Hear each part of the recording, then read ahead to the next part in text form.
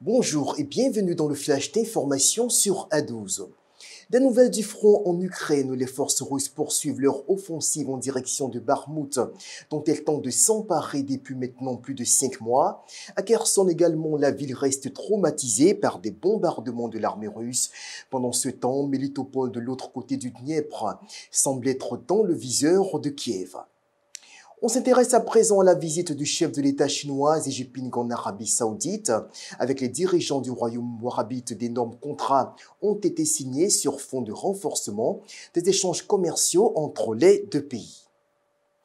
Petit détour à présent par Montréal au Canada. Des centaines de personnes issues de diverses origines ont défilé samedi en marge de la COP 15.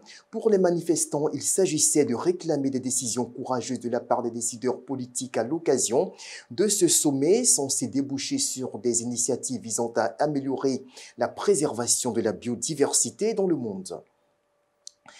Voilà une information qui devrait captiver nos éleveurs partout en Afrique. En Tunisie, une application conçue par une start-up a entamé depuis quelques années une véritable révolution dans la gestion du bétail. Désormais, il est possible pour l'éleveur de contrôler en temps réel l'état physique de son animal grâce à un collier intelligent installé autour du cou.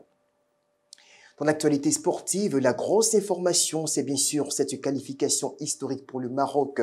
Samedi en demi-finale de la Coupe du Monde au Qatar, les Lions de l'Atlas se sont sublimés face à leurs adversaires espagnols pour offrir à l'Afrique une première apparition au-delà des quarts de finale dans ce tournoi.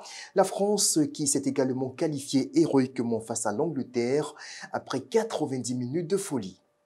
Fin de ces flashs d'information, rendez-vous dans quelques heures pour le journal. Au revoir.